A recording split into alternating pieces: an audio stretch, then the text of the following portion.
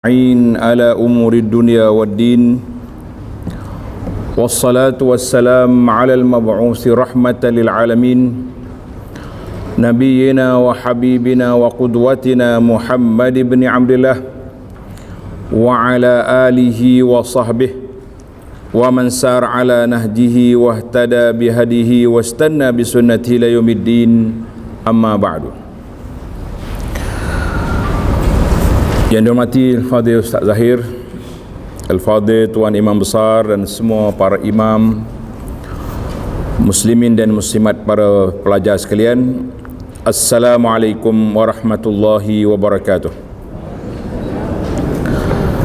Alhamdulillah, syukur kita kepada Allah Azza wa Jalla kerana pada pagi ini Sabtu 13 hari bulan 8 2022 bersamaan dengan 15 Muharram 1444, kita dapat meneruskan pengajian kita dalam kitab Anak Kunci Syurga. Kitab yang kita baca ni nama dia Anak Kunci Syurga. Dalam bahasa Arab dipanggil Miftahul Jannah, kunci syurga. Alhamdulillah, kitab yang ringkas ini mengandungi maklumat yang diperlukan oleh kita sebagai penuntut ilmu, yang kita kena tahu, yang wajib dipelajari, bermula daripada akidah, kemudian dia pergi kepada solat, puasa, zakat. Dia berhenti setakat tu je. Dia kata kita haji kita buat lain, haji kita buat hal lain, sebab Tuan Syekh dia ada kitab haji khas. Kita pun insya-Allah kalau nak ngaji bab haji, kita buka kitab haji insya-Allah. Jadi para jemaah sekalian, para pelajar, pencinta ilmu sekalian, kita akan sambung perbincangan kita di muka surat 176. Tengok kitab 176. 176 yang kitab ni lah, kitab yang disyarah oleh Abu Anas ni. Alhamdulillah, seperti yang saya maklumkan di awal dulu, kitab kita cetakan pertama ni ada beberapa silap cetak.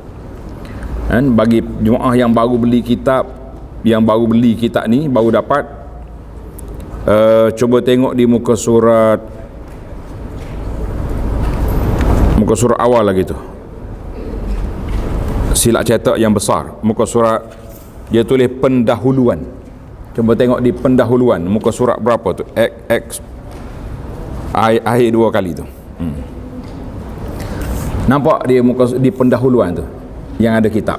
Tengok dia kata ahli sunnah pasti, tu kena pangkah pasti, tu kena tulis tidak. Ahli sunnah tidak akan membangkang sesuatu perkara itu menggunakan dalil akli, bukan hanya dengan perkataan, dan juga bukan dengan perkataan seseorang. Mana kalau nas tu ada, ahli sunnah dia ni, dia berpegang dengan nas, dia tidak akan bangkang perkara yang tersebut. Itu maksud dia. Kena baikilah. Dan ada lagi pembetulan. Alhamdulillah, kita dalam kitab ni dalam cetakan yang baru, versi baru ni, banyaklah dibetulkan kesilapan cetak yang awal.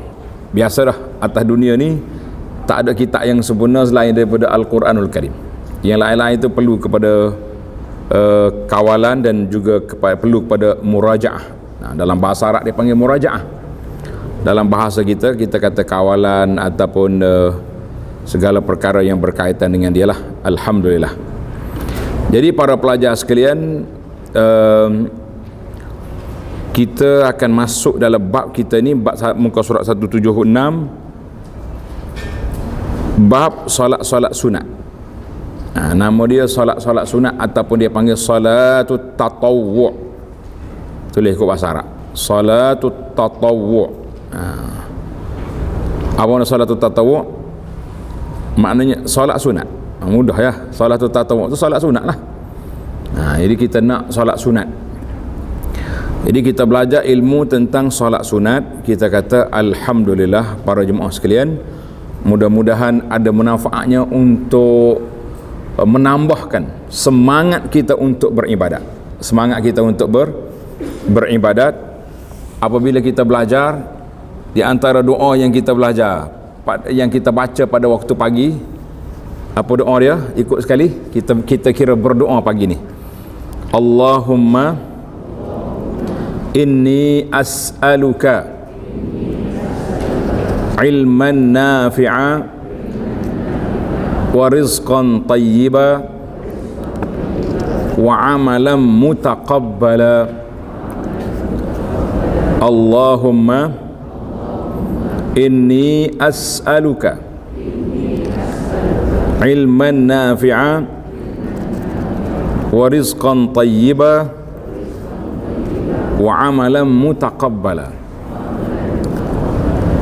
Ingat dah. Siapa dia ingat lepas kuliah ni boleh ambil hadiah.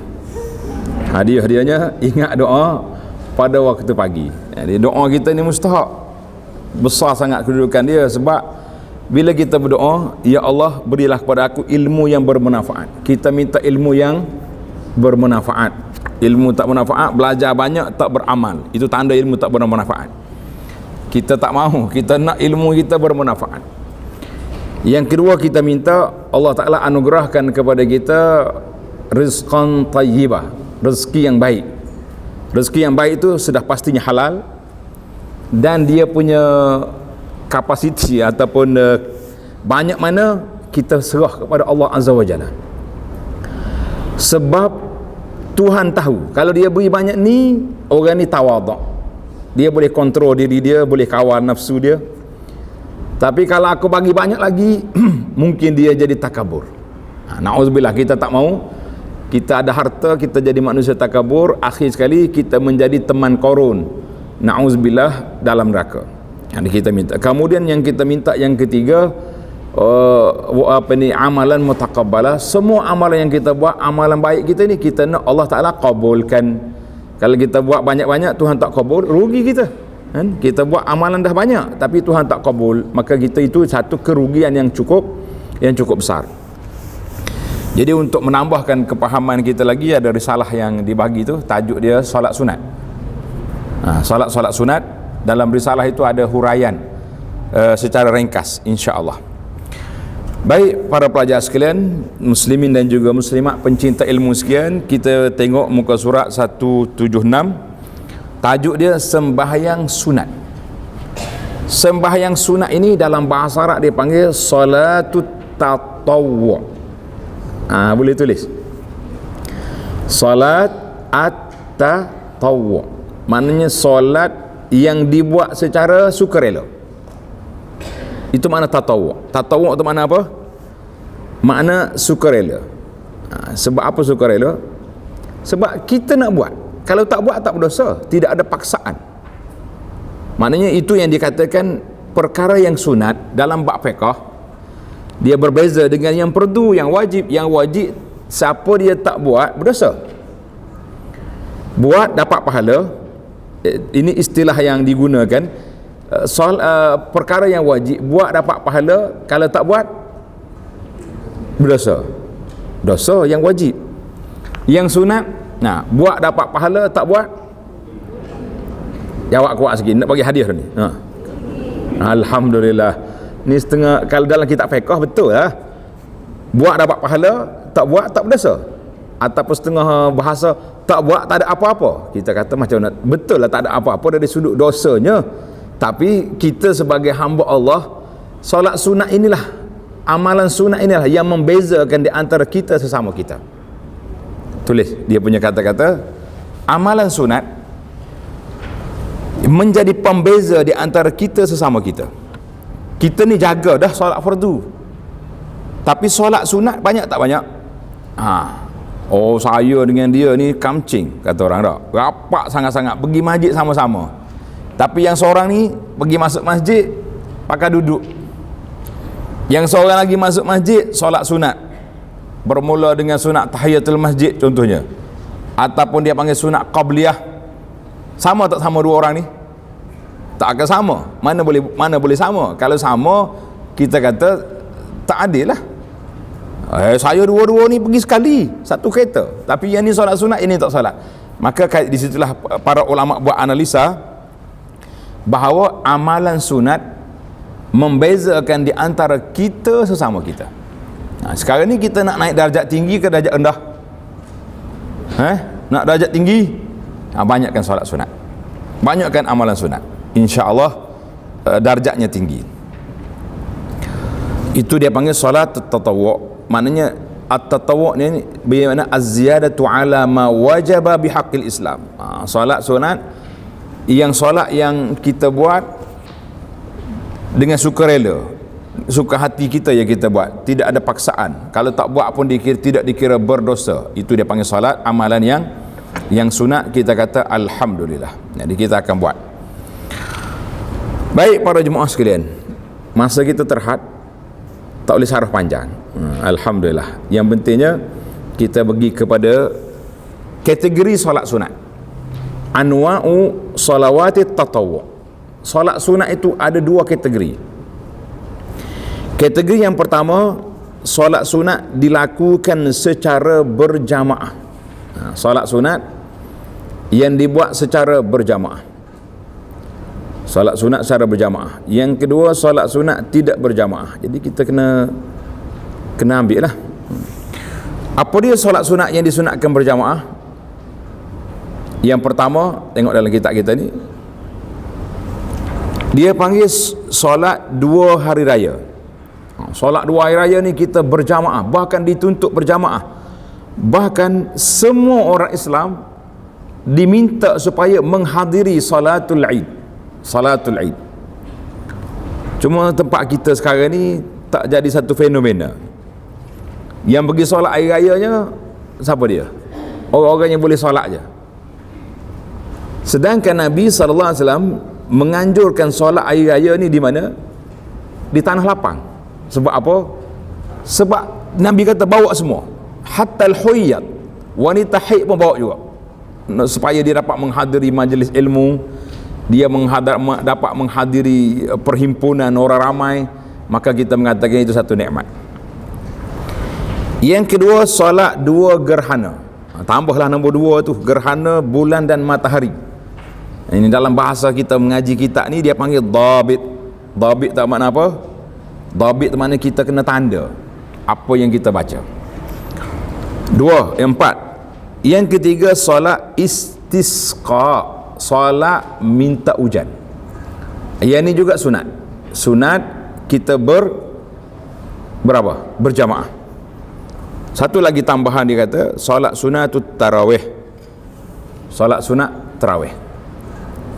2 hari raya, 2 gerhana, solat minta hujan, tambah satu lagi, solatut tarawih di bulan Ramadan.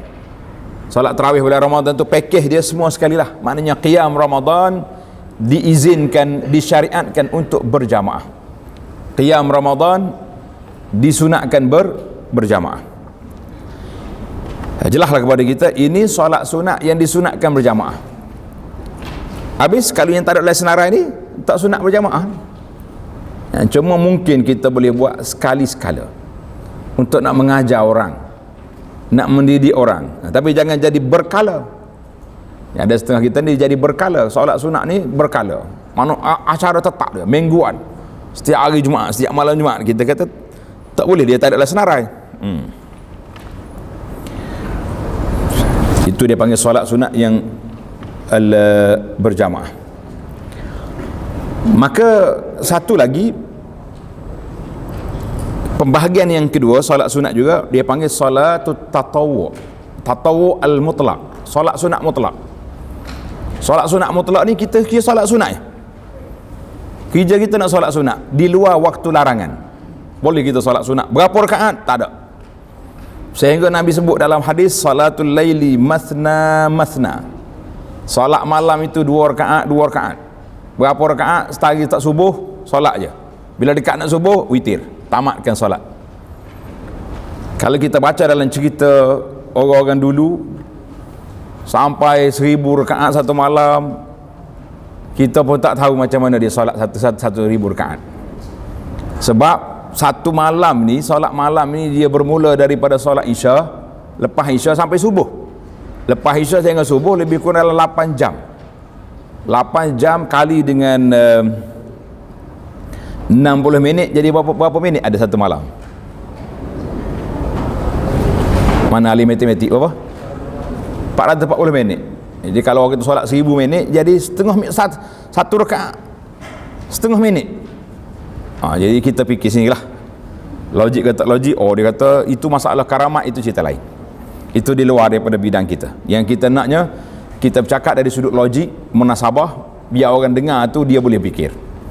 Baik, sekarang ni kita jangan duk kira tentang bilangan rakaat. Yang kita bila kiranya berapa rakaat kita mampu buat, insya-Allah. Saya tak nak ajak tuan-tuan dan puan-puan buat satu benda yang mustahil kita mampu buat. Jadi kita ajak benda yang insya-Allah projek kita ni projek nak beribadat, apa yang kita mampu buat. Jadi kita akan bincangkan sebaik mungkinnya pada hari ini, insya-Allah. Itu dia panggil solat mutlak. Maka bebas. Dan ada solat sunat yang muqayyad. Boleh, yang muqayyad. Mana solat sunat yang terikat dengan waktu, terikat dengan bilangan rakaat, terikat dengan dia punya cara, maka itu ada satu dia panggil solat muqayyad. Seperti kita panggil solat sunat qabliyah, ba'diyah. Dia panggil solat sunat rawatib. Solat sunat qabliyah, ba'diyah. Jadi solat sunat qabliyah, ba'diyah ini terikat, ada rakaat dia, dan ada cara, ada waktu dia, maka alhamdulillah. Solat sunat tadi hari raya, solat sunat hari raya kita tak boleh buat kecuali hari raya je boleh. Berasa nak beraya hari ni boleh. Kita pun istihar, mari kita jom hari Sabtu ni lepas kuliah kita anak kunci syurga, kita nak solat raya di Masjid Negara, boleh? Jawab dia, jabat agama, mari awak ambil awak. Siapa nak jadi imam? Saya tak nak. Itu dipanggil tak boleh. Maknanya dipanggil solat ini muqayyad. Muqayyad ni terikat dengan waktu, terikat dengan masa. Tak apalah, oleh kerana kita agak kelang kabut sekarang, kita solat hari raya lepas Zuhur. Boleh? Kita sembelih dulu raya haji, kita sembelih dulu contohnya. Itu tak boleh nak tukar-tukar. Itu dia panggil salat muqayyad. Salat muqayyad, maknanya ada mutlak, ada muqayyad. Ada yang berjamaah, ada yang tidak berjamaah. Baik, sekarang ini kita berpindah kepada apa yang disebut oleh Syekh Abdul Qadir Al-Mandili rahimahullah dalam kitab dia. Kita tak payah lari jauh, kita ikut apa yang dia ada di sini.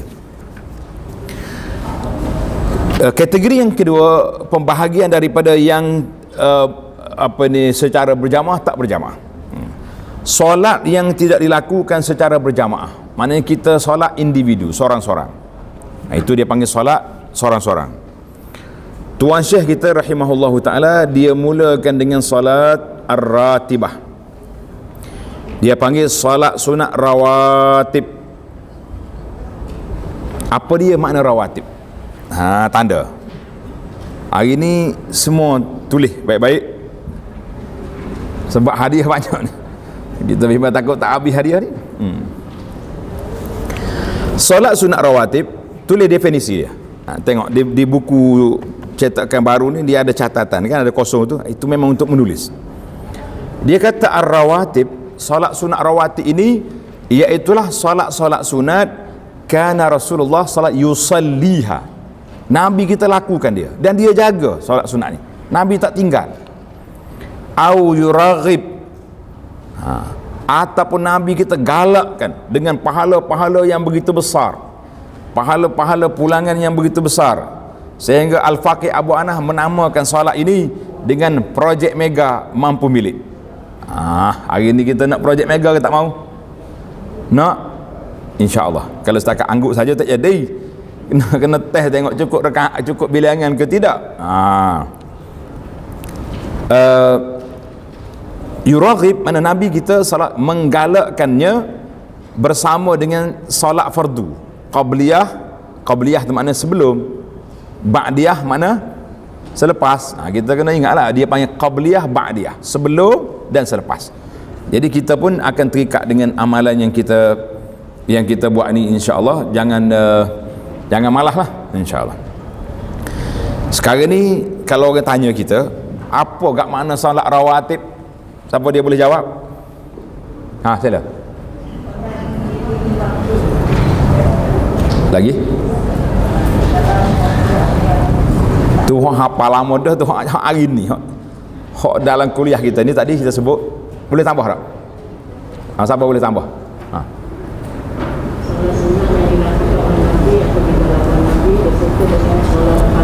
Ya, Masya Allah, barakallahu fiik. Solat sunat yang memang Nabi buat sallallahu alaihi wasallam, dia jaga solat itu. Kita tak payah banyak, bila kita bagi risalah ni, intai je tengok apa mana rawatib. Dia ada kat situ. Maknanya solat sunat yang Nabi kita sallallahu alaihi wasallam buat, wa yuraghib. Bukan sakat Nabi buat, tapi dia beri lagi galakan dengan pahala-pahala yang disebut. Maka kita mengatakan itu dia panggil solat sunat ar-ratibah. Solat sunat rawatib.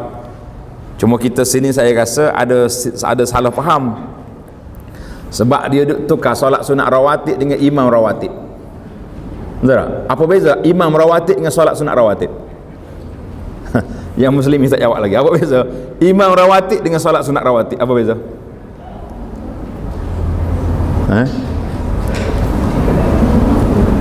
Dia kata solat rawatib itu imam rawatib lah.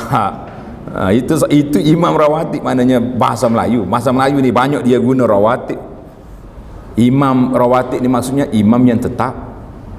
Tapi kita sini imam rawatib ni imam yang ditambah oleh masjid, yang rasmi oleh jabat agama, itu imam rasmi, imam besar. Tak apa, itu istilah yang diguna pakai, jangan dipertikai. Seperti solat sunat rawatib, tengok kitab, yang dituntut dilakukan sebanyak 10 rakaat, ambah sikit, letak garisan di bawah, atau 12 rakaat. 10 atau 12 rakaat. Ini kerana Rasulullah sallallahu alaihi wasallam mengamalkannya. Ini jawapan sudah ada di situ. Sebab apa nama rawatib? Kerana Nabi kita menggalakkan dan Nabi kita beramal. Kalau tertinggal, contohnya ada masyaqqah, sibuk sangat, baginda Nabi sallallahu alaihi wasallam qada lepas pada itu. Nanti kita cerita bila sampai di masa dia. Contoh yang dibuat di sini, untuk 10 rakaat, jadual 10 rakaat. Jadual 10 rakaat, 2 rakaat dilakukan sebelum solat subuh. 2 rakaat dilakukan sebelum solat subuh. Semalam tak silap saya, ada seorang pelajar, dia telefon, dia kata, ustaz, dia dengar ada orang kata, saya tak tahu siapa dia kata, dia tak bagi tahu, kita pun tak nak tanya. Dia kata solat sunat fajar ni dibuat sebelum subuh, sebelum azan subuh. Kata salah tu. Tulis waktu solat sunat fajar sebelum solat subuh, selepas masuk waktu. Selepas masuk waktu. Sebab itu dia di tempat kita ni subuh lama sikit kan.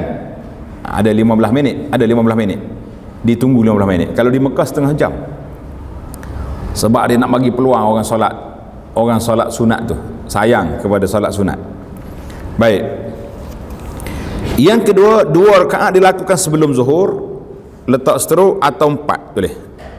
2 ada 4. 2 ni mengikut riwayat Ibnu Umar. 4 rakaat mengikut riwayat Sayyidah Ummu Habibah. Ummu Habibah ni isteri Nabi, anak kepada Abu Sufyan. 2 rakaat dilakukan selepas solat zuhur. Berapa dah tu? 8. 2 rakaat dilakukan selepas solat maghrib, dan 2 rakaat dilakukan selepas solat isyak. Berarti setakat tu ya, selepas solat isyak. Dan solat witir selepasnya itu patut duduk di bawah, duduk di kawasan. Sebab solat witir tu lain. Solat witir tu letak seteruk situ, dan solat witir selepasnya itu cerita lain. Yang kita nak sekarang ni solat sunat qabliyah ba'diyah. 10 rakaat paling minimanya, yang cantiknya 12. Yang cantiknya 12. Ini berdasarkan hadis Ibnu Umar radhiyallahu anhuma. Tengok hadis Ibnu Umar di muka surat 178 tu. Berdasarkan hadis daripada Ibnu Umar radhiyallahu anhuma, qala, Ibnu Umar kata apa? Hafiztu minan nabiyyi sallallahu alaihi wasallam 10 raka'atin. Hafiztu, aku menjaga, aku ingat, aku hafal daripada Nabi sallallahu alaihi wasallam 10 rakaat. Daripada Nabi berapa rakaat? 10 rakaat. Maka dia buat pecahan. Raka'ataini qabla zuhri, 2 sebelum zuhur. Wa raka'ataini ba'daha, 2 selepasnya. Wa raka'ataini ba'dal maghrib fi baitihi, 2 rakaat lepas maghrib di rumah dia. Tanda di rumah dia tu hak Nabi buat. Adakah kita syarat lepas solat maghrib balik rumah dulu sekejap, solat sunat, lepas tu mari pula dengan kuliah ke macam mana? Kita kena ingat rumah Nabi di mana? Tepi masjid tu. Kalau dia masuk keluar, tak ada masalah. Kalau rumah kita, jawab dia balik kena berita perdana pakai senyap situ. Tak ada kuliah dah. Wa raka'ataini ba'dal isya' fi baitihi, 2 rakaat selepas isya' di rumahnya juga. Mana baginda Nabi SAW dia suka solat sunat itu di rumah dia. Sebab apa? Sebab kita tak nak jadikan, Nabi kata la taj'alu buyutakum qubura. Mu jangan jadikan rumah kamu itu seperti kubur.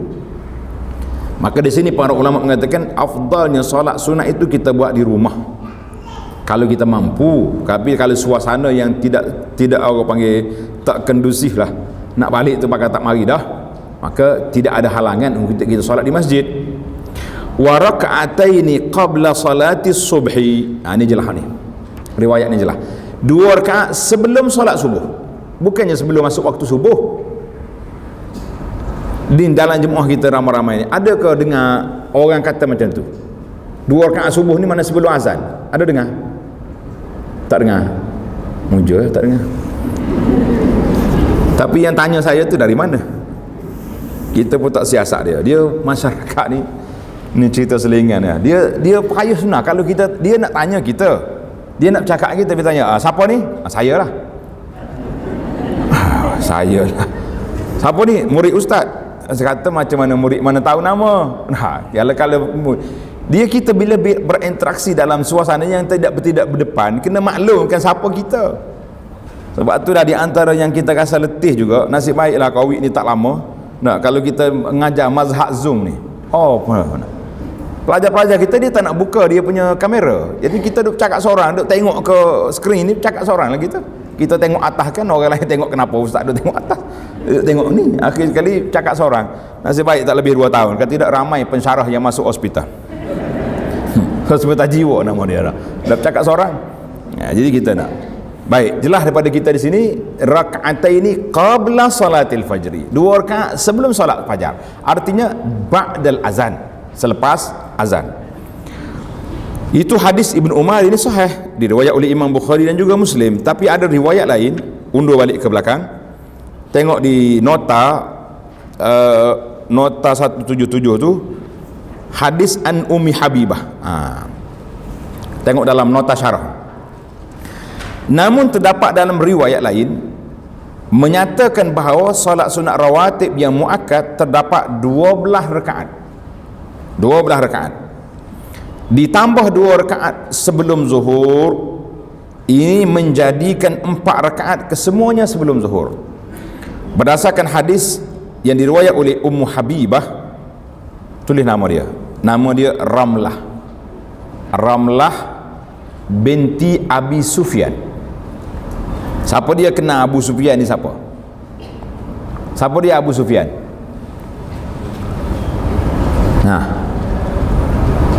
Abu Sufyan siapa dia Abu Sufyan? Dia kata banyak tanya hari ni pasal hadiah ni, masalah. Kalau tak ada hadiah tak tanya banyak tak? Siapa dia Abu Sufyan? Pembesar Quraisy. Betul dah tu, cara umumnya betul lah dia pembesar Quraisy. Siapa?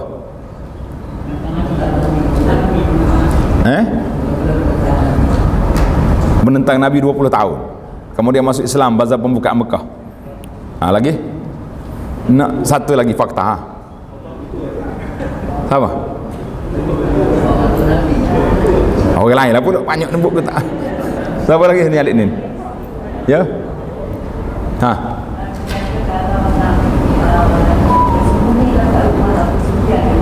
Kalau nak sembunyi masa pokok kata Mekah tu, man dakhala dar Abi Sufyan fa huwa amin. Betul. Jawapan dia betul belaka hari ni. Tapi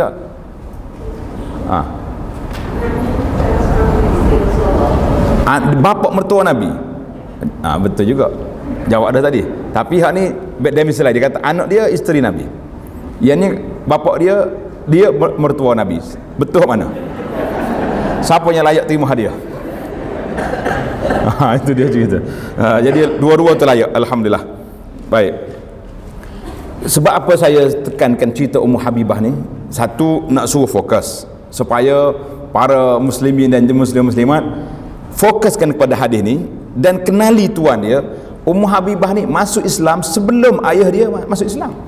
Dia jadi isteri Nabi, ayah dia kafir.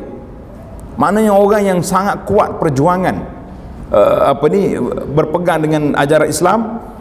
Ummu Habibah kata, tengok dalam hadis, qala sami'tu Rasulullah sallallahu alaihi wasallam, aku dengar Rasulullah bersabda, ma min 'abdin muslimin yusalli lillahi kulla yawmin 12 rak'atan tatawwu'an ghaira faridah.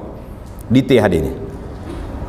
Tidak ada mana-mana seorang hamba Allah Ta'ala yang muslim, termasuk muslimah lah, yang melakukan solat lillah kerana Allah Ta'ala pada setiap hari 12 rakaat tatawu'an ghaira faridah, 12 rakaat sunat bukan fardu. Itu saya kata detail hadis ni. Apa yang dia dapat? Illa banallahu lahu baitan fil jannah, nascaya Allah Ta'ala akan bina sebuah mahligai dalam syurga. Dalam riwayat kata illa bunya lahu baitun.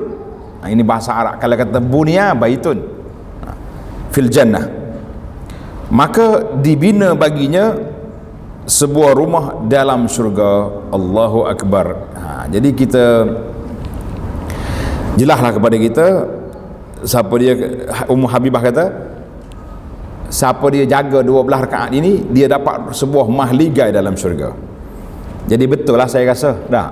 Cuba tengok dalam risalah kita tu, Abu Anas letak satu nama dia, Projek Mega Mampu Milik.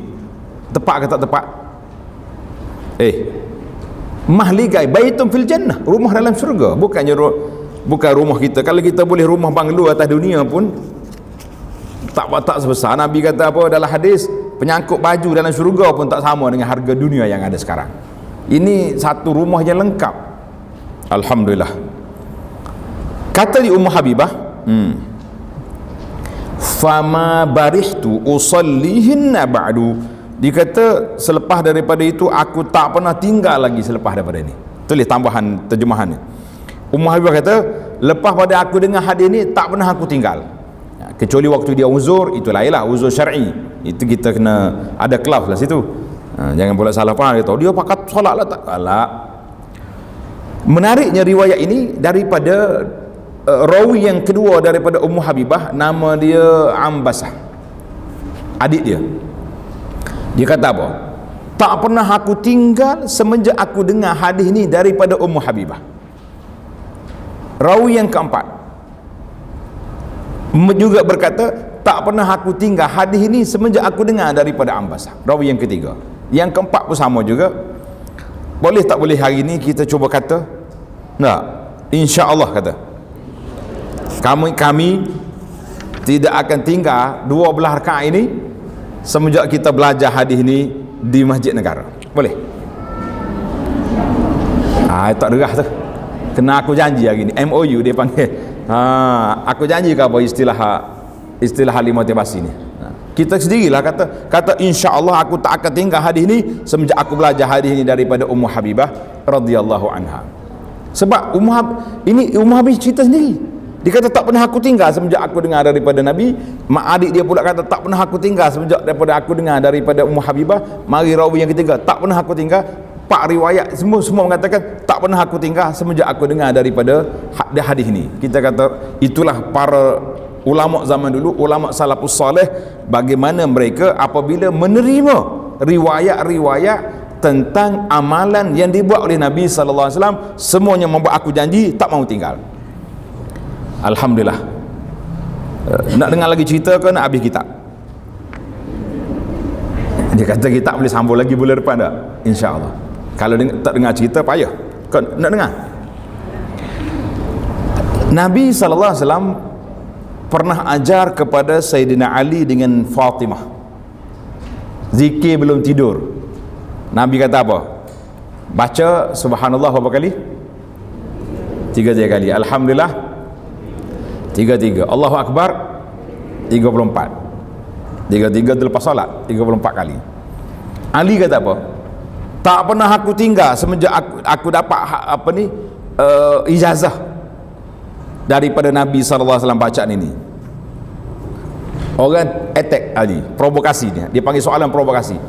Dia kata, Ali, wala lailatas Siffin.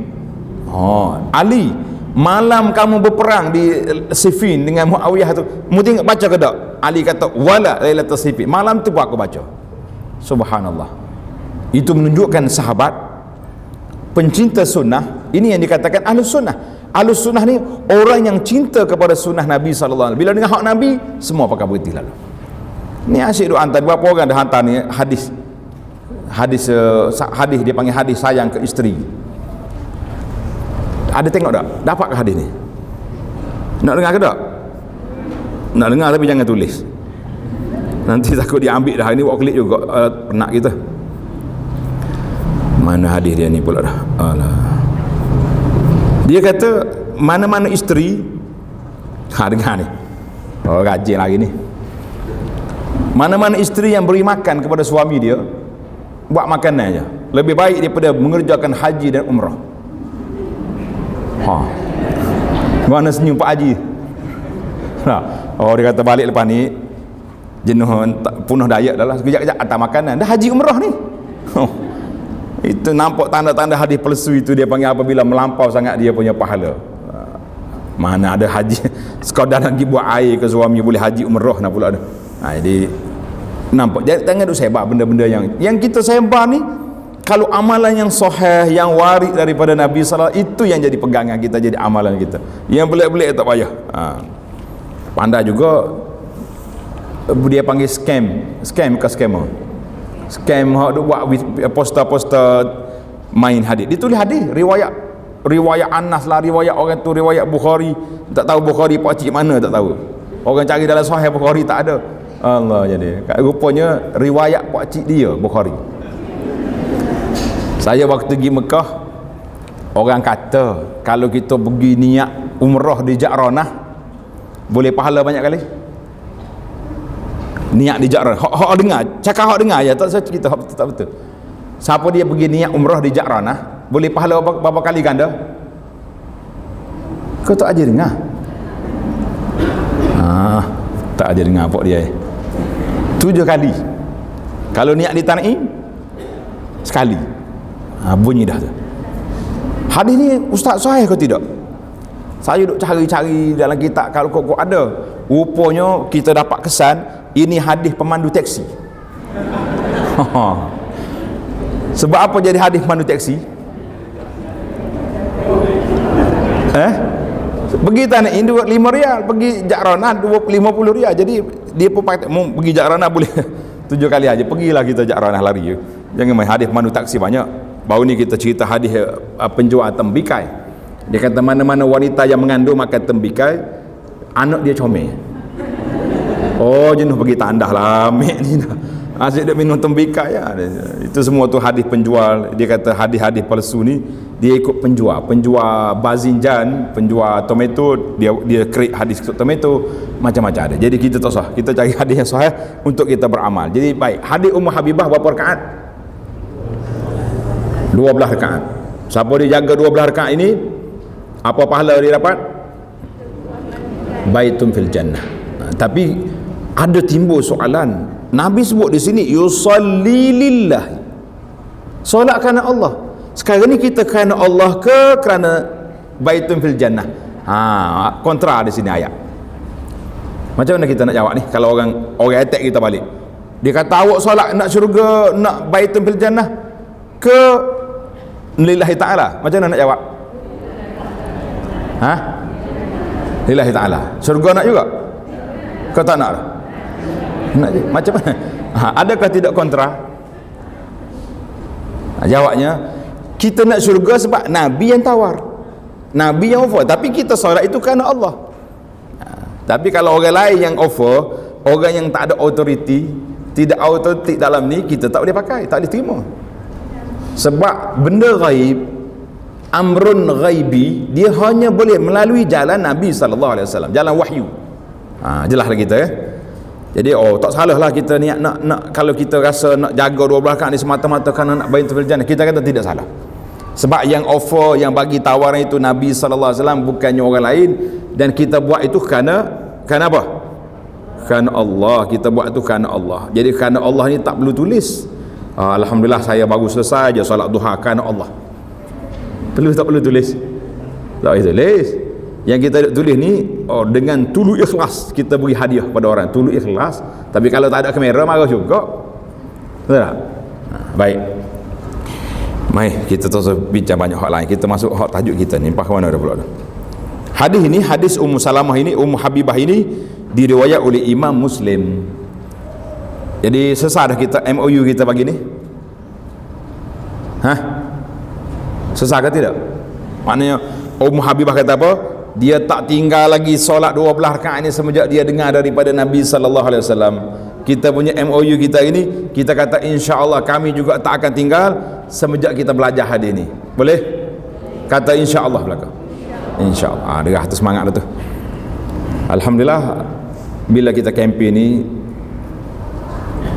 ramai dah yang kita jumpa, sahabat-sahabat kita yang bersemangat betul-betul lah, semangat sungguh jaga. Dia kata alhamdulillah saya bulan ni ustaz miss 3 kali. Mana tak sempat, dia sampai masjid orang dah qamat, dia tak sempat, 10 pun tak sempat. Kita kata tidak jadi masalah. Para jemaah sekalian, ada satu bab dalam kitab fiqh pun ada, kita ada bab qada an-nawafil.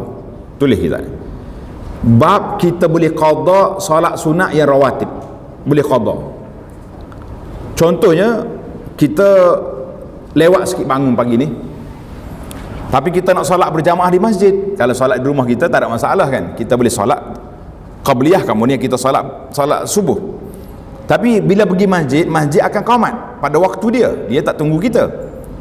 Mana kita miss hari ni solat sunat qabliyah fajar ataupun solat subuh, zuhur. Biasanya kita di pejabat ni zuhur yang problem. Kita nak habiskan kerja sampai masjid orang dah solat. Kita nak solat sunat tak boleh, kita solat zuhur dulu. Selepas solat zuhur, maka kita kena solat 6 rakaat. Tadi kata 2 je, 6 pula. 6 rakaat. Mana kita solat ba'diyah 2, kemudian kita niat qada pula qabliyah 4 rakaat. Ada orang bisik, ustaz kalau qada boleh juga ke Baitul fil Jannah? Saya kata insya-Allah boleh juga, tapi mungkin kecil sikit kot. Ini tak ada lagi tak hadis ni, kita buat sama kita ni. Kata boleh jadi kecil sikit sebab awak mari lambat. Jadi tapi insya-Allah ini dalam sudut ilmu motivasi, kita cuba iltizam, cuba ikat diri kita dengan amalan-amalan yang ditawar oleh Nabi ini supaya kita tidak terlepas. Seorang ulama hadis nama dia Al-Imamun Nawawi. Tuan-tuan kenal Nawawi?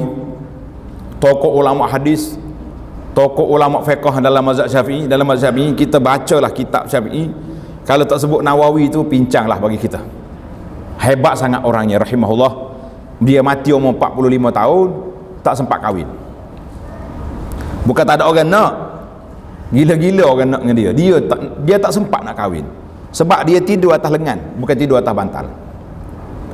Dia menulis-nulis, kalau dia mengantuk dia tidur gitu. Rahimahullah. Walaupun dia tak tinggal zuriat, tapi dia tinggal kitab. Sampai hari ni berapa ribu orang setiap hari duduk doakan qala Nawawi rahimahullah. Imam Nawawi kata, tulis kata-kata Nawawi ni. Lepas ni nak tanya ni. Qala Nawawi rahimahullah taala, amalan yang sunat yang berwaktu sekiranya terlepas, kamu mesti qada. Kamu mesti qada. Contohnya zikir waktu pagi. Zikir waktu pagi seeloknya bila ke zikir waktu pagi? Bila? Sebelum naik matahari, lepas solat subuh, sebelum terbit fajar tu. Itu waktu yang paling afdal kita zikir pagi. Habis macam mana kontra dengan ustaz kat depan nak kuliah? Ustaz kuliah subuh, kita nak baca zikir, baca pelan-pelan sudah, jangan duduk berlagu pula. Kita sambil kita dengar, kita baca zikir kita. Alhamdulillah, saya dah bagi kepada para jemaah zikir waktu pagi ni dalam PDF. Dah dapat dah? Dapat? Yang tak dapat lagi boleh minta lepas ni, insya-Allah. Jadi kita zikir pagi itu terbaik. Baik, andai kata kita khusyuk, kita dengar kuliah, nak mencatat tak sempat zikir, habis kuliah tu dah naik syuruk, naik matahari, tak apa, kita zikir lagi. Kita terlupa, pergi hantar anak sekolah balik-balik, zikir pagi belum baca. Nawawi kata sampai ke Zuhur boleh lagi kita baca. Sebab sama juga bila kita terlepas amalan yang berwaktu, lepas sunat qabliyah, kita qada ba'diyah dengan niat qada. Apa sebabnya Imam Nawawi, apa rahsia Nawawi kata macam ni? Dia kata syaitan ni yatala'ab. Syaitan cuba main-main masa dengan kita. Minta maaf dah kalau saya contoh, macam pemain bola yang dah menang, bila nak habiskan masa, tidak dia main-main dengan waktu. Dia sepak sana, sepak sini, out, keluar, dia main. Syaitan ni cuba main masa dengan kita. Lambat lagi zikir petang ni baru pukul 6, nanti maghrib habis dah petang. Nawawi kata muqadha juga lepas maghrib. Sebab apa? Kita nak lawan dengan permainan syaitan. Syaitan kena 3 hari macam ni, dia kata biar dia baca je lah. Kalau dia tak baca sekarang ni, dia baca juga lepas ni. Itu dia panggil permainan syaitan. Syaitan main dengan kita main dengan dia. Siapa dia bijak?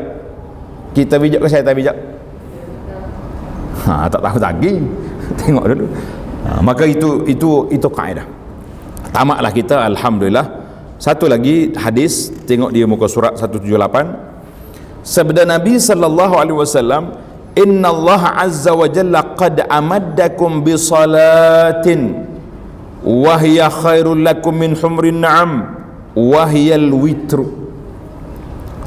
Faj'alha lakum fima bainal isya'i ila tulu'il fajri."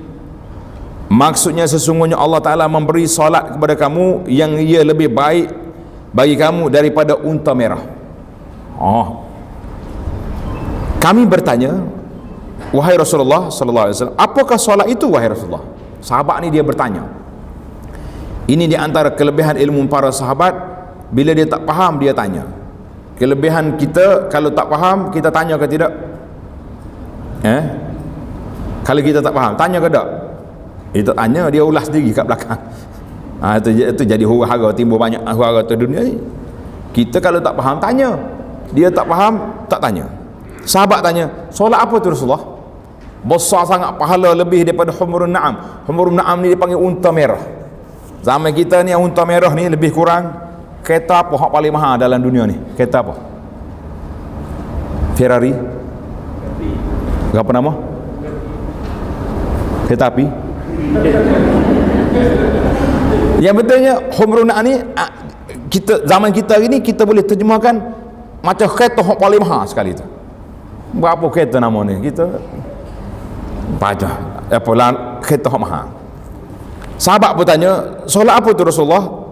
Baginda sallallahu menjawab, solat witir di antara solat isya sehingga naik fajar. Hadis ini rawahu Abu Daud, Ahmad, Abu Daud, Tirmizi dan lain. Kita kata alhamdulillah. Solat witir. Bilakah kita nak solat witir? Tengok dia kata, lepas pada solat isya sehingga subuh. Tadi kita dah kira lepas solat isya hingga subuh berapa jam? Berapa jam ada? Berapa tadi? 8 jam 400 minit. Ini yang kita rasa kadang-kadang perlu muhasabah. Allah beri peluang kepada kita 8 jam nak solat 3 rakaat. Berapa malam dah kita tak dapat solat witir? Ada ke tidak malam yang kita tak terwitir? Ada ke tak ada? Cuba rewind balik, muhasabah. Kerana itu solat witir ini, tanda ni pelajar, solat witir ini masa dia panjang. Masa dia panjang. Masa dia bermula daripada selepas solat isya. Mana kita solat isya, kemudian kita solat ba'diyah isya dulu. Lepas tu bermulanya waktu witir. Bermulanya waktu witir sampai ke subuh. Tiba-tiba banyak malam kita tak sempat solat. Tak terasakah kita rasa malu pada Allah Azza wa Jalla? 8 jam tempoh 3 rakaat tak dapat. Ini kita kena muhasabah lah, kenapa aku tak dapat. Maka di situ para ulama mengatakan solat witir ini ada 3 kategori. Tulislah dalam kitab ni, tak ada dalam kitab ni. Saya faham manhaj Syekh Abdul Qadir Mandili ni, ada kalau ada pengkaji tentang manhaj Syekh ni. Syekh ni dia bawa apa ni, dia sebut pahala je, dia tak detailkan sebab kitab dia ni bagi dia kecil untuk maklumat awal. Maka solat witir ini terbagi kepada 3 kategori. Yang pertama, kita solat terus selepas solat isya. Mana lepas kita solat isya, kita solat ba'diyah isya, kemudian kita solat witir. Ini untuk orang yang lemah semangat nak bangun malam, ataupun bahasa husnuzan untuk orang yang masyaqqah. Contohnya kita kena kerja shift malam. Kalau masuk pejabat tu sukalah nak apa ni, nak solat witir lah. Mungkin yang kerja hospital, ada emergency, ada macam-macam. Jadi kita solat lepas isya, solat. Darjat yang kedua, kita solat sebelum tidur. Kita solat bila? Sebelum tidur. Maknanya sebelum tidur kita ambil wuduk siap-siap, kita pun solat witir. Ini amalan ini dipesan oleh Nabi sallallahu alaihi wasallam. Nabi pesan kepada siapa? Nabi pesan kepada siapa? Witir sebelum tidur. Dia jawab. Siapa? Alhamdulillah, Abu Hurairah. Dan ada lagi sahabat lain, tapi yang masyhur Abu Hurairah. Dia kata, Abu Hurairah kata, "Ausali khalili bisalasin." Kekasih aku pesan pada aku 3 perkara. Salat duha, rakaat duha, dan puasa 3 hari sebulan, witir sebelum tidur. Mari buat Syiah duk peli dia tak. Abu Hurairah ni kaki tidur ni ni. Lah, dia tidur lewat. Dia sebab dia mengaji banyak, study kuat. Jadi dia tidur lewat. Bimbang takut terlepas subuh, terlepas witir, jadi dia solat sebelum tidur. Kita pun kita tengok, kita ni kategori mana. Mana kalau kita bangun tidur terlewat dan dijangka mungkin terlepas solat witir, kita solat belum tidur. Ataupun kita baru balik daripada kerja, baru sampai daripada musafir, penat ni. Kalau tidur ni azan subuh baru bangun, jadi kita solat sebelum tidur. Darjat yang paling afdal, ij'alu akhir salatikum bil laili witra. Nabi SAW bagi tahu, jadikan akhir solat malam kamu itu, jadikan akhir solat malam kamu itu witir. Itu yang paling baik sekali, yang paling afdal. Bila kita jadikan solat witir itu solat yang terakhir, jadi apa-apa yang kita nak baca dalam hadis ini menyebut, Nabi kita baca solat witir yang paling minima, yang terbaiknya 3 rakaat lah. 3 rakaat. Kita baca rakaat yang pertama Sabbihisma rabbikal a'la. Rakaat yang kedua kita baca Qul ya ayyuhal kafirun. Rakaat yang ketiga kita baca Qul huwallahu ahad. Ataupun ada riwayat dalam Tirmizi menyebut Qul huwallahu ahad dan muawwizataini. Dan 2 lagi dua kul lagi, kul a'udzu birabbil falaq, kul a'udzu birabbin nas. Mana ada riwayat boleh baca tiga-tiga. Jadi kalau kita rasa sabbihisma rabbikal a'la tak ingat, tukar baca alif lam alam nasrah contohnya. Apa saja surah yang kita boleh baca, kita bacalah. Alhamdulillah. Cara pelaksanaan solat witir terbagi pada dua. Satu, kita buat dua dulu, ataupun kita nak solat 11 rakaat contohnya, dua, kemudian baru witir 1 rakaat, boleh. Ataupun kita kembar terus 3, boleh. Saya nak solat 3 rakaat witir, kita pun rasa penat, letih, ataupun masa dengan subuh tu rapat sangat. Kalau kita buat 2, 1 mungkin tak sempat. Tapi kalau kita buat 2 terus, 3 terus, mungkin sempat buat 3. Tapi tidak ada tasyahud awal. Nah, Nabi kita pesan, mu jangan samakan witir tu dengan maghrib. La tusabbihu bil maghrib. Mana jangan sama dengan maghrib. Kalau maghrib kita ada apa? Ada tasyahud awal kan. Jadi witir dia tak ada tasyahud awal. Jadi kita buat rakaat yang pertama sabbihis, rakaat yang kedua kuliah, rakaat yang ketiga qul huwallahu ahad, baru kita tasyahud akhir. Satu tasyahud ya. Selepas salat witir, ataupun kita buat 2, 1. Baik, timbul yang 2 tu, yang pertama tu nak niat apa? Niat apa? Ada satu video keluar baru ni, tidak barulah, dalam PKP kata silap saya. Bising satu Malaysia, orang duk tanya, dia kata, ustaz tu kata tak boleh lah kita niat witir lepas buat 2 rakaat. Jadi setelah kita semak dalam kitab fiqh, ulama fiqh kata semua solat witir itu niat witir. Walaupun yang 2 rakaat. Nabi kata salatul laili masna tu, yang 2 rakaat tu semuanya dia panggil solat witir, maknanya package dia tu package witir. Jadi kita boleh niat witir. Jelas? Alhamdulillah. Kalau tak jelas ada soalan nanti di akhir. Maknanya kita boleh buat 2 rakaat 1, 2 1 ataupun 3 terus. Hei, malam ni letih sangat-sangat, 1 rakaat boleh juga. Tapi jangan jadi amalan rutin lah 1 rakaat. 1 rakaat tu untuk case emergency je.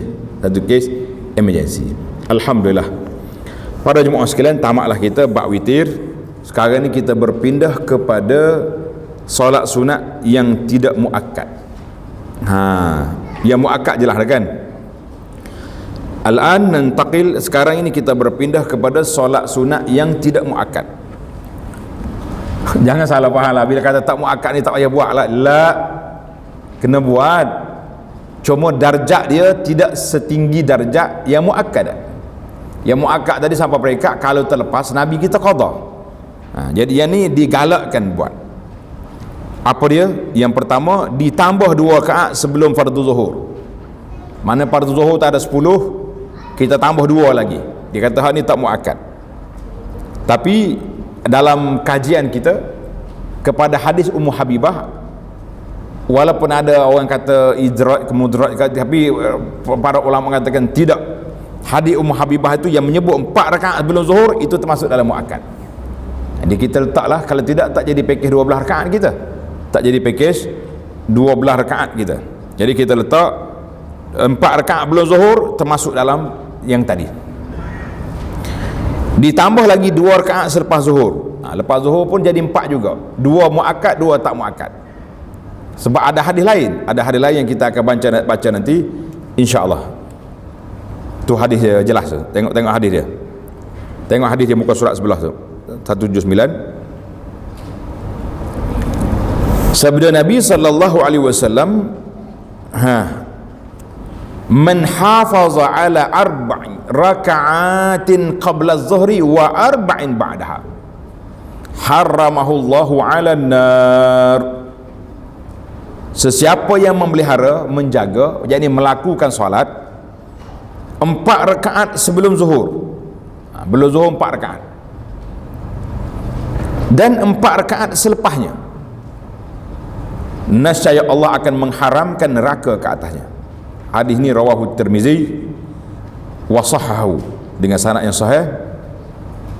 Dan orang lain pun, riwayat pengkaji lain pun kata sahih. Alhamdulillah. Jelas kepada kita Sanad 4 rakaat sebelum zuhur dan 4 rakaat selepas zuhur. Lepas ni kena tambah lah sikit, jangan tak tambah kan, jangan tak tambah, rugi kita. 4 rakaat sebelum zuhur, 4 rakaat lepas zuhur. Boleh buat ke tak boleh buat? Kena boleh buat, insya-Allah. Baik, tengok nombor 3 di kitab. 4 rakaat sebelum asar. 4 rakaat belum asar ni ambil di mana? Walaupun dia tak masuk dalam pakej 12 rakaat, tapi dia ada pakej sendiri. Dia ada pakej sendiri. Tengok di muka surat 180. Ibnu Umar radhiyallahu anhuma berkata, Rasulullah sallallahu alaihi wasallam bersabda, rahimallahu imra'an shalla qabla al-'asri arba'an. Rahimallahu imra'an shalla qabla al-'asri arba'an. Apa dia maksud dia? Maksud dia mudah-mudahan Allah Ta'ala memberi rahmat kepada seseorang yang solat 4 rakaat sebelum asar. Hadis ini diriwayat oleh Abu Daud, Ahmad, Tirmizi dan lain-lain. Maka kata di para ulama Islam, ulama hadis kata, siapa dia jaga 4 rakaat belum asar ini, dia akan dapat tempias doa Nabi. Nabi kata rahimallahu imra'an, Allah Ta'ala bagi rahmat kepada orang yang jaga 4 rakaat sebelum asar. Nak kata nak kita rahmat Allah? Tak boleh jawab. Tunggu asar nanti. Lepas pada semangat dah jawab ni. Oh, waktu jawab ni dah kuat macam jawab. Waktu orang azan asar terlupa pula. Ingat Adin tulis besar. Letak reminder dekat waktu pukul 4:30 petang itu, rahimallahu imra'an shalla qabla al-'asri arba'an. Allah Ta'ala lah bagi rahmat kepada orang yang solat 4 rakaat belum asar. Boleh tak boleh? Insya-Allah boleh. Kena jaga. Oh, dia kata hari ni pergi ngaji hari ni penat banyak ni, banyak tambahan. Inilah bekalan kita ke akhirat. Ingatkan hadisnya dulu kita baca dah. Waktu Nabi lalu dekat sebuah kubur, Nabi tanya, kubur siapa ni? Sahabat tanya, kata kubur ni sahabat sekian yang baru dikebumikan. Nabi kata, bagi orang dalam kubur ni bercita-cita rakaatain, 2 rakaat yang ringkas yang kamu solat itu lebih dia suka daripada dunia yang kamu miliki sekarang. Berapa nilai 2 rakaat bagi ahli kubur? 2 rakaat solat sunat bagi orang duduk dalam kubur berapa nilai? Lebih mahal daripada harga dunia yang kita milik sekarang. Kita duduk atas kubur ni, kita tak kata apa, kita tak terasa lagi. Bila masuk dalam kubur kita akan menyesal, ya Rabbi, aku belajar hadis, kelebihan tu, kelebihan ni, semua tu hadis tu dicatat, ditulis, tapi tidak dibuat. Menyesal kita masa tu. Sesalan yang tidak berguna, sesalan yang tidak berfaedah. Rahimallahu imra'an. Tulis besar-besar hadis ni kan? Ambil besar gambar dia letak kat dinding. Rahimallahu imra'an shalla qabla al-'asri arba'an. Kata di para ulama hadis, hadis ini menjadi motivasi besar. Siapa yang nak masuk dalam doa Nabi ni, jaga 4 rakaat qabla al-'asri, insya-Allah kata. Mari kita pergi lagi. Nombor 4, 2 rakaat yang ringan sebelum solat maghrib. Ada hadis lain Nabi kita sebut,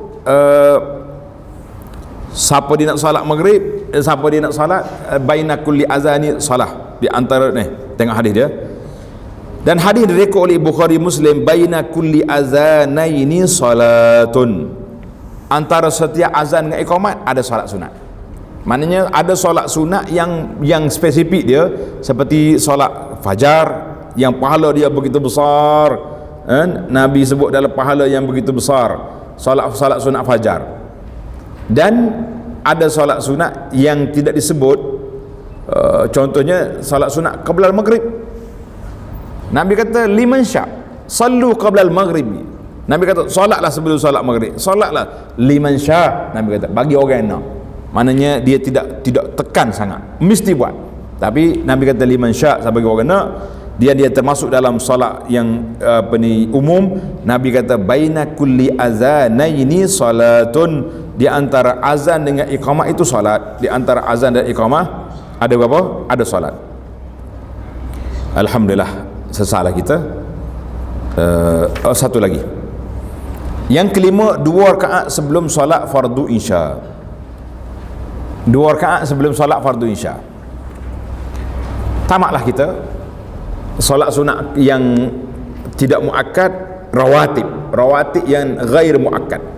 Solat sunat rawatib yang tidak muakkad ada sebelum subuh zuhur tambah, lepas zuhur, sebelum asar, sebelum maghrib, sebelum isya. Alhamdulillah. Timbul soalan yang kita terjawab soalan itu sekarang insya-Allah. Apa dia soalan? Hari Jumaat macam mana?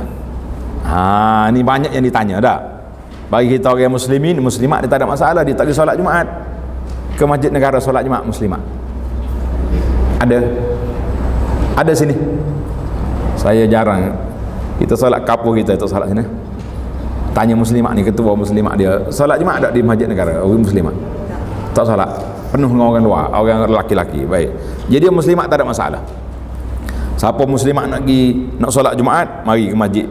Di pondok saya ada muslimat. Sebab tu kalau tengok khutbah kita, muslimin dan muslimat, ada orang tanya cuek, ustaz ni muslimin muslimat macam, kata ada sungguh belah tu ramai. Kita ruang muslimat tu kita tak buka, kita beri dia solat Jumaat sebagaimana mereka solat Jumaat di Mekah, di Madinah kan, orang muslimat solat, kita solat juga insya-Allah. Baik, hari Jumaat macam mana mau jawab? Timbul soalan hari Jumaat. Tengok dalam kitab kita ni kata, dalam bahasa Arab mudahnya, al-jum'atu kaz-zuhri. Ulama fiqh ni dia buat analisa sepatah. Al-jum'atu kaz-zuhri. Hari Jumaat macam zuhur. Di sinilah di Malaysia ni. Solat sunat sebelum fardu Jumaat sama seperti solat sunat sebelum fardu zuhur. Timbul lagi soalan, zaman Nabi macam mana? Ini menarik ni. Kita nak buka sejarah. Zaman Nabi SAW tidak ada solat sunat qabliyah Jumaat. Sebab apa? Sebab dia azan satu kali. Azan dia sekali je. Bila Nabi SAW masuk waktu zuhur, Nabi kita naik mimbar, dia azan. Lepas pada azan, khutbah. Tak ada waktu nak solat. Kecuali orang baru masuk masjid. Macam kisah seorang sahabat nama dia Sulaik Sim Lam Ya Kaf, Sulaik dengan Kaf Al-Ghatafani radhiyallahu anhu. Dia masuk masjid, dia duduk depan Nabi. Nabi kata, "Qum, bangun Sulaik, salat dulu 2 rakaat ringkas, baru duduk." Itu Nabi nak ajar adab masuk masjid mesti solat. Maknanya kalau kita pergi hari Jumaat, orang duduk khutbah, kita kena solat juga. Tapi jangan solat depan mimbar atau imam tu. Awak mari lambat solat kat tepi-tepi lah dulu, baru masuk tengah. Kecuali kita detail lah, dah buka pintu dah ni. Kecuali kita masuk azan, kan Malaysia ni azan 2 kali. Zaman Nabi azan sekali, maka tak ada lah solat qabliyah tu. Nak qabliyah macam mana lagi, tak ada masa. Dia qabliyah ni selepas azan, sebelum solat fardu. Sekarang ni kita azan dah masuk waktu, Nabi dah atas mimbar, tidak ada. Kalau orang kata tak ada zaman Nabi solat qabliyah Jumaat, kita kata sadaqah, benar. Jadi zaman kita ni ada 2 azan. Dan tempat kita kalau di Mekah, azan pertama masuk waktu tak masuk waktu? Kita nak tanya Pak Haji baru balik ni. Dia pergi awal masjid ni, masuk waktu ke tak perlu masuk waktu azan pertama? Belum lagi. Cuma hari Jumaat dia tak ada waktu larangan. Di Mekah kau di sini kan tak ada waktu larangan. Kita boleh je solat sunat. Kan dalam hadis Nabi sebut sallallahu alaihi wasallam sebut man ghassala wa ghatasala. Siapa dia mandi dan dia mandikan orang, wa bakkara wa betakara, pergi awal ke masjid, wadana minal imam, pergi duduk dekat dengan imam, jangan duduk ujung-ujung. Kamu dia fasalla, dia solat sebanyak mananya dia nak, sehinggalah imam naik mimbar. Mana hari Jumaat tidak ada larangan. Tapi adakah dia nama solat qabliyah? Jawabnya payahlah sikit, sebab dia qabliyah ni kena azan. Tapi oleh kerana di Malaysia uruf kita sini, azan yang pertama dah masuk waktu. Di antara azan dengan naik mimbar, dengan imam naik mimbar tu lama. Ada masa. Kalau di masjid di kampung-kampung bukan sekat ada masa, lebih masa. Sebab imam tu macam-macam iklan pula dia baca. Tuan-tuan diminta jaga lembu masing-masing. Ni saya imam kampung ni, jangan orang duduk bandar ni jangan duduk khayal macam-macam pula dah. Jaga lembu lah, jaga macam-macam dia punya iklan. Sedangkan kalau nak kira waktu tu bukan waktu iklan, waktu tu waktu untuk orang nak khutbah. Khutbah penting. Tapi dah jadi cerita dia lah. Maknanya masa tu ada. Jadi kita nak solat 4 rakaat tadi boleh je, tidak jadi halangan. Kerana itu dalam kitab fiqh kata al-jum'atu kaz-zuhri. Bagi anaknya ulama fiqh, dia tengok kepada uruf dia, semasa dia tak tengok hak zaman Nabi. Betul tak ada. Kalau orang nafikan zaman Nabi tak ada qabliyah jemaah, kita kata sadaq, benar. Tapi dari sudut sejarahnya sudah keadaan itu sudah berubah. Jadi kita masuk dalam solat umum, di antara 2 azan, di antara sebelum zuhur, jadi kita boleh solat. Selesailah masalah kita di sini, alhamdulillah. Baik para jemaah sekalian, kita berpindah kepada muka surat 180. Waktu sembahyang sunat rawatib masuk sebelum sembahyang fardu. Ini jelaslah ya, terjawab di sini. Waktu solat sunat rawatib bermula bila? Bermula apabila masuk waktu sebelum sembahyang fardu. Waktu solat sunat rawatib sebelum solat fardu qabliyah adalah setelah masuknya waktu solat fardu dan sebelum melakukan solat sunat fardu. Maknanya dah masuk waktu, azan dah. Baik, kalau orang tak azan macam mana? Contohnya kita kata di taman kita ni muazzin dia mari lambat. Nah, kita yang tak pergi masjid lah, bagi muslimat lah yang tak pergi masjid ni, dah masuk waktu dah, tengok dia punya takwim, penanda masuk waktu, dah masuk waktu, azan belum lagi, boleh tak boleh kita salat? Jawabnya boleh dah lah. Ya, walaupun belum azan, sebab masuk waktu dah dia tu. Macam kita maghrib lah, kan, maghrib bulan Ramadan ni, kita dengar azan ke tak dengar azan, kalau dah masuk waktu kita boleh makan. Tapi dari sudut psikologinya kita tak akan makan kecuali azan dulu. Sebab tu kalau azan salah pun makan juga dia. Setiap tahun ada je kes salah azan ni, macam-macam. Sampai ada satu kampung tak jauh lah daripada pondok saya tu, hoi, baru ni buat itu majlis qada salah azan. Buka puasa pula, buat jamuan pula, majlis iftar di masjid dia tu. Allah, kita kata lain kali jangan ulang, malu orang aku. Habis satu Malaysia tanya kita, ustaz apa jadi? Kata jadi apa, dia salah dengar. Kata apa dah. Tapi jangan masjid negara, udahlah malu orang. Baik, manakala waktu solat sunat rawatib, waktu solat sunat rawatib selepas solat fardu ba'diyah adalah ini ba'di. Dia mudah ya bahasa Arab ni. Qablu ba'du. Qablu tu mana sebelum, ba'du selepas. Belajar ke Arab sikit-sikit.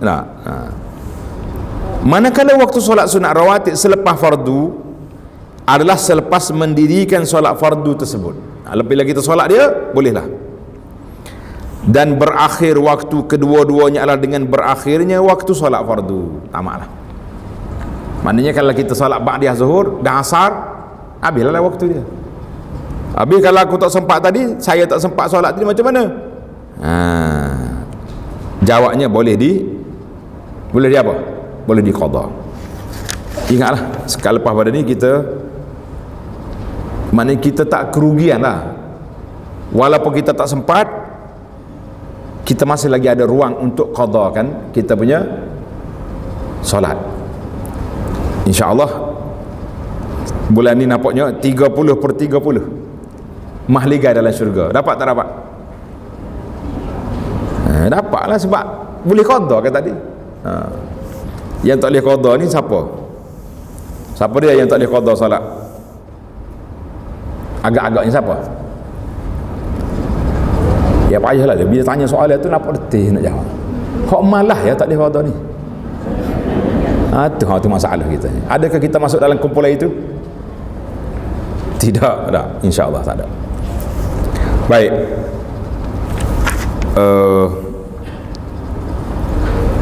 Solat sunat rawatib yang lebih afdal adalah solat sunat witir.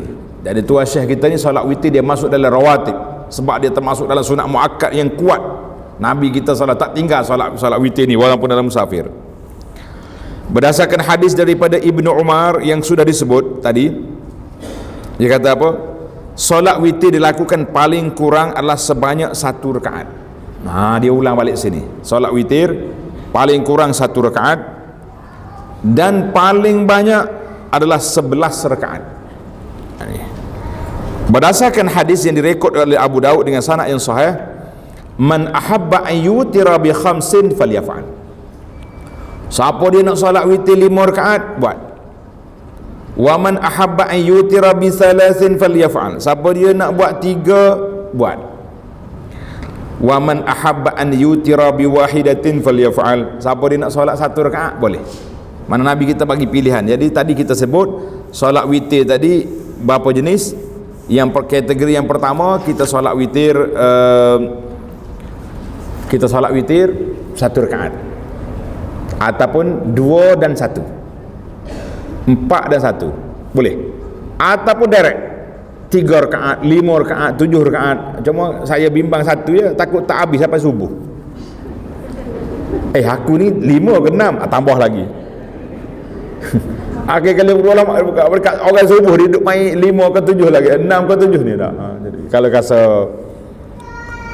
banyak ganggu was-was tu, kita ambil yang selamat je lah. Jangan duduk cari pasal lah, ya? InsyaAllah. Ada hadis lain Nabi kata apa? Ad-Daruqutni merekodkan sebuah hadis, utiru bi khamsin au sab'in au tisin au ihda ashra. Kamu naklah witir 5, 7, 9, 11. Kita kena ingatlah dia punya nama dia solat witir tu, angka dia mesti ganjil. Angka dia mesti ganjil. Kalau kita buat 2, yang ke-11 tu mesti witir. Jelas daripada kita ni. Yang ke-11 tu mesti 1. Tamaklah kita solat witir, kita ambil satu lagi solat. Masa kita masih ada sedikit lagi. Kalau ada soalan boleh tanya lepas ni, insya-Allah. Solat sunat duha. Solat sunat duha. Solat sunat duha dilakukan sekurang-kurangnya sebanyak 2 rakaat. Paling kurang. Yang lebih afdal sebanyak 8 rakaat. Boleh tambah sikit lagi. Paling banyak dia berapa? 12 rakaat. Itu dia panggil solat duha. Tapi dah yang afdalnya 8. Kalau kita ambil tengah-tengah pun comel dah. 4 rakaat satu setiap pagi. Boleh ke tak boleh? InsyaAllah. Saya 8 ustaz, jangan kurang. Jangan pula lepas dengar ceramah jadi turun pula. Yang dah 8 tu maintain. Ni kita nak up yang baru ni, yang duk main 2 ini. 2 ataupun yang jarang-jarang ni, nak supaya istiqamah. Boleh ke tak boleh? InsyaAllah. Hari ni kita buat satu format sehingga boleh berduha setiap pagi. InsyaAllah. Nak ke tak nak? Naklah ke? Itu menunjukkan semangatnya kita beribadat. InsyaAllah. Itu ada tanda kebaikan yang besar dalam jiwa kita ni. Baru jumpa hadis tadi. Berdasarkan hadis daripada Abu Hurairah radhiyallahu anhu, "Awsani khalili sallallahu alaihi wasallam bi thalathin siyami thalathati ayyam min kulli shahrin wa rak'atay duha wa an utira qabla an anam." Maksudnya telah berpesan kepadaku oleh kekasihku. Siapa dia kekasih dia? Nabi sallallahu alaihi wasallam. Adakah Nabi ni kekasih Abu Hurairah saja? Kekasih kita? Kasih kita? Alhamdulillah. Jadi kalau kasih kita, apa yang dipesan oleh Nabi tadi, kita pun kena buat, kena jaga juga. Dia kata apa? Iaitu berpuasa pada 3 hari setiap bulan. Dia panggil puasa yang eloknya, ada riwayat lain menyebut ayyamul bid, hari putih. Bilakah hari putih? 14, 15, 13, 14, 15 bulan Hijri. Jangan kira hari, dia kira bulan Hijri. Semalam ada seorang pakcik tu sedih dia. Dia kata saya nak solat, nak puasa hari Khamis je. Hari Khamis. Hari Khamis tu berapa hari bulan? 13 kan? 13. Habis hari Jumaat dengan Sabtu tak nak puasa. Jadi kata jadi hari putih. Jadi tapi putih satu. Kita nak putih 3. Tak apa, dia tak. Dan hadis ni tidak menunjukkan mesti kembar. Mungkin kita ambil hari Senin, minggu depan hari Senin, minggu depan hari Senin pula atau hari Khamis. Yang pentingnya ada awsali salah satu ayam, 3 hari dalam sebulan. Yang terbaiknya tadilah hari putih lah yang terbaik. Tapi kalau kita rasa hari itu kita ada masyarakat, ada masalah tersendiri, jadi kita puasa mana-mana hari cuti. Tapi jangan hari Jumaat Sabtu tak boleh. Mana ada larangan kita ifrat puasa pada hari Jumaat sahaja. Tidak adalah. Baik, yang kedua 2 rakaat duha. Ini yang paling minima ni. Wa an utira qablan anam, dan aku witir sebelum tidur. Jadi kita kata dah ilah dianya Abu Hurairah ni ada masyakkah tersendiri, maka Nabi bagi taujih kepada dia, bagi bimbingan kepada dia supaya apa? Supaya witir sebelum tidur. Jadi kita pun yang bermasyakkah, yang ada masalah tersendiri, kita juga kena witir sebelum tidur. Yang tak bolehnya tak ada witir. Baik, timbul lagi satu soalan. Bagus soalan ni. Kau tak nak dengar soalan? Nak dengar? Orang ni kata dia memang berniat nak bangun, azam sungguh-sungguh. Dia kunci jam di handphone dia ni 4 kali. Bermula dari 5.20, 5.30, 5.40, 5.50. Kan sini subuh pukul 6. Tak bangun belakang. Mana macam nak buat? Maka ada dalam hadis yang mengatakan, siapa dia berazam untuk bangun solat malam, kamu dia terlepas sungguh lah, bukan buat lepas. Maka orang itu dapat pahala juga solat tu walaupun dia terlepas, sebab dia berazam untuk bangun. Tapi kena azam sungguh lah, jangan main pakai aku dah berniat azan ni tak apa, tak bangun pun la. Pasal itulah kata orang, niat tu kadang-kadang lebih baik daripada amal. Kata tak kira main niat saja tak jadi. Mari kita pergi. Lepas pada hadis Habirah ni, tengok muka surat seterusnya. Hadis ni dikeluar oleh Abu Daud dengan sanad yang sahih, bahawa Nabi dan hadis dari Abu Daud, Nabi dirikan solat duha 8 rakaat dan memberi salam setiap 2 rakaat. Nabi salam setiap 2 rakaat. Tengok ni hadis ni, dia panggil hadis Ummu Hani. Maka kata para ulama, Nabi kita suruh buat solat sunat duha 2 rakaat, suruh. Dan Nabi kita buat, dan Ummu Hani tengok yang paling banyak dia solat 8 rakaat. Itu yang dilihat oleh para sahabat. Dan ada riwayat mengatakan 12 rakaat, tapi itu sebutan, tidak dari sudut amali, tidak dari sudut praktikalnya, tidak. Maka kita seeloknya kita kekalah dengan 8 rakaat, ataupun kita ambil sederhana 4 rakaat, ataupun kalau kita kelang kabut sangat tak sempat, kita ambil berapa? 2 rakaat.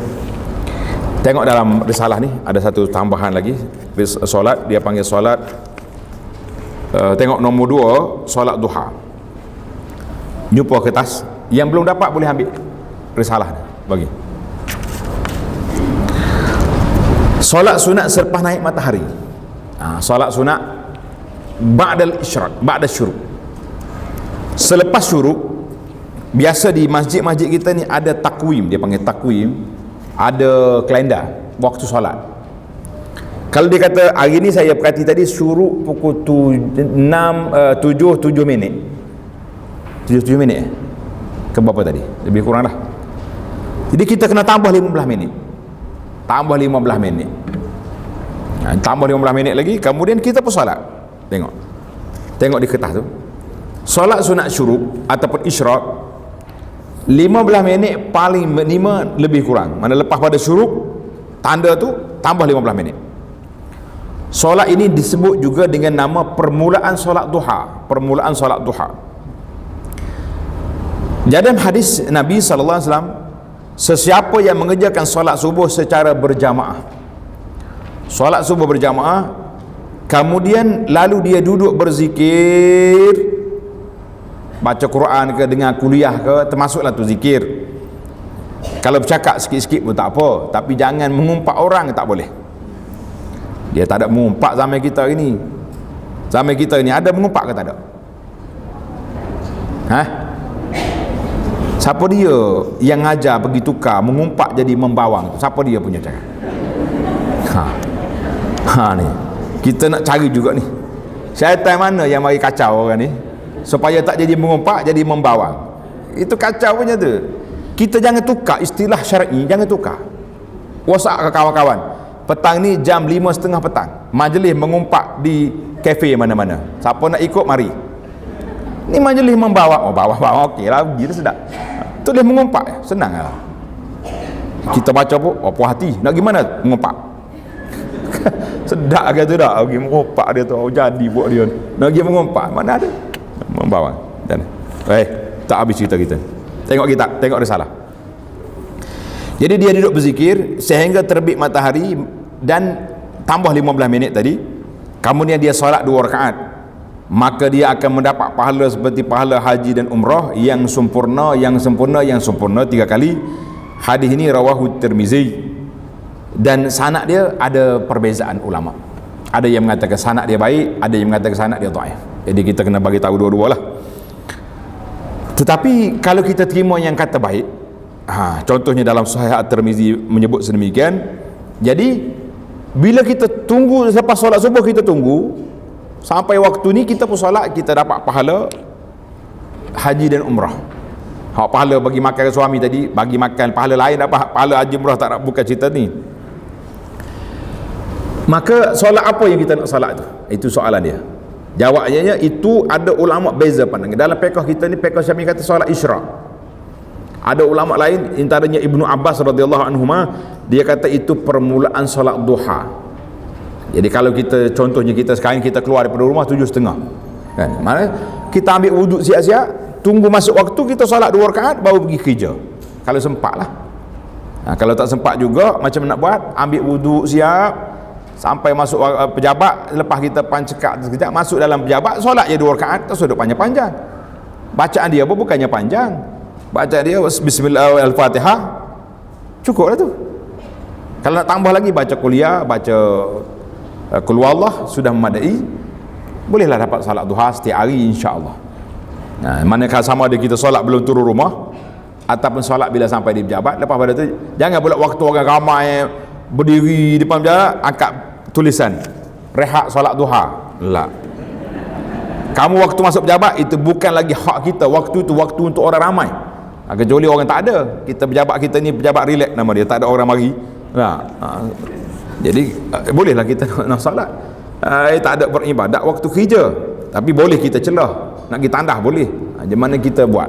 Jadi insya-Allah dengan format ni, tuan-tuan dan puan-puan mampu untuk solat duha setiap hari insya-Allah. Baik. Jadi waktu itu waktu duha, waktu yang terbaik, tapi waktu yang paling afdal, tanda waktu duha yang paling afdal, kata Nabi sallallahu alaihi wasallam dalam hadis, salatul awabin hina tarmadul fisal. Salatul awabin hina tarmadul fisal. Solat orang yang baik-baik. Awabi itu maknanya orang yang banyak beribadat kepada Allah Azza wa Jalla ketika panahnya kaki unta.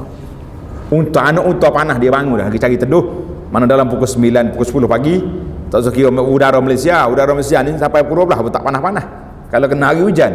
Tapi kita ambil format yang asal. Di Kuala Kerai dekat dengan rumah saya tu, baru dia buka zone baru, ada unta seekor kat situ. Saya, budak-budak kita pergi tengok, dia kata unta apa abah masuk dalam seluk duduk. Kata unta Melayu tu, bukan unta Arab. Cerita unta pula dah semalam lah kita sudah mula unta. Jadi para jemaah sekalian, solat duha yang afdal waktu panasnya anak unta, artinya dalam pukul 9, pukul 10, itu waktu terbaik bagi kita yang tak ada masyaqqah, yang tidak ada terikat dengan waktu pejabat, yang tak ada terikat, itulah waktu solat. kenapa Nabi namakan salatul awabin, solat orang yang baik-baik? Kenapa dia letak di situ? Sebab waktu tu waktu orang sibuk. Orang sibuk dengan pejabatnya, dengan pasar paginya, dengan macam-macam pasar borongnya. Tiba-tiba ada hamba Allah Ta'ala yang mampu untuk sujud pada Allah di saat kesibukan manusia. Itulah manusia yang terbaik. Mudah-mudahan kita termasuk di kalangan al-awabin, orang yang banyak mengingati Allah Azza wa Jalla. Baik, tamatlah kita dalam bab duha. Sekarang ni kita berpindah kepada solat sunat yang terakhir yang mampu kita bincang pada saat ini, iaitulah solat sunat tahiyatul masjid. Solat sunat tahiyatul masjid ini penting.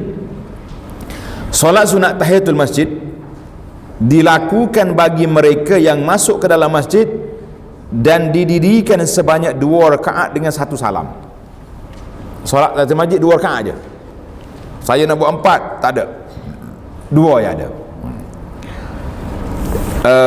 Hadis yang dikeluarkan oleh Imam Bukhari Muslim, qala sallallahu alaihi wasallam, idza dakhala ahadukumul masjida fala yajlis hatta yusalli rak'atain. Apabila kamu masuk ke dalam masjid, maka jangan kamu duduk sebelum solat 2 rakaat. Ini arahan. Maka di sini timbul soalan. Bilakah secara spesifiknya tahiyatul masjid? Jawab dia, apabila kita masuk waktu larangan.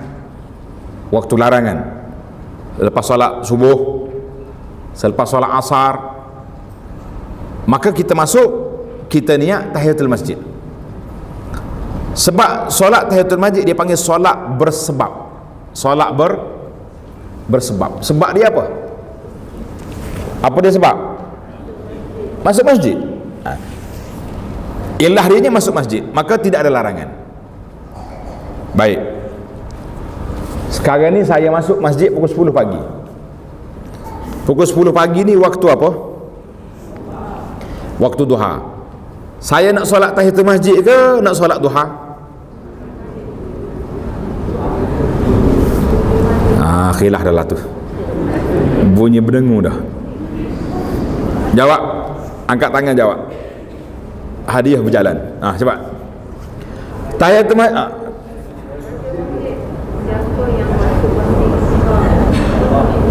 Kemah buat dia tu. Dia pergi hadis. Siapa masuk masjid solat? Dia kaedah dia macam ni.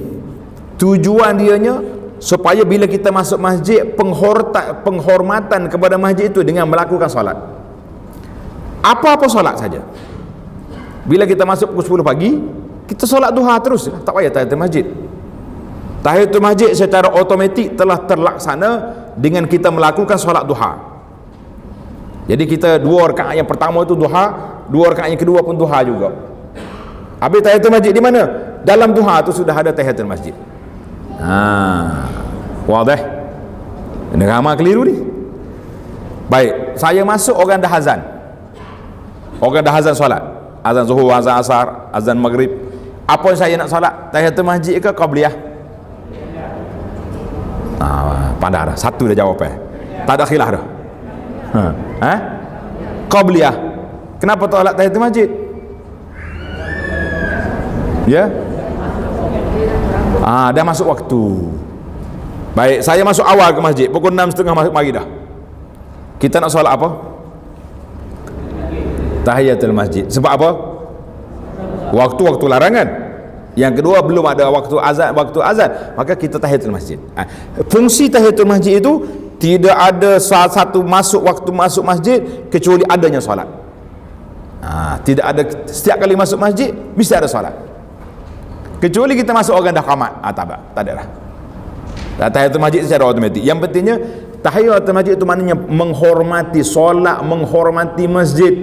Bila kita masuk bukan waktu lain yang tidak ada solat sunat khas, maka tahiyatul masjid lah solat dia. Dan dia tidak dilarang. Tidak dilarang. Alhamdulillah. Jadi para jemaah sekalian, jelas di sini. Yang keliru sudah dijelaskan. Kata orang, biar tahu jangan keliru. Jadi sebelum saya pergi kepada kuliah yang kedua, kita break dulu yang ni. InsyaAllah. Subhanakallahumma wa bihamdika asyhadu an la ilaha illa anta astaghfiruka wa atubu ilaik. Wa sallallahu ala nabiyyina Muhammad wa ala alihi wa sahbihi ajma'in walhamdulillahi rabbil alamin. Jadi semua jemaah yang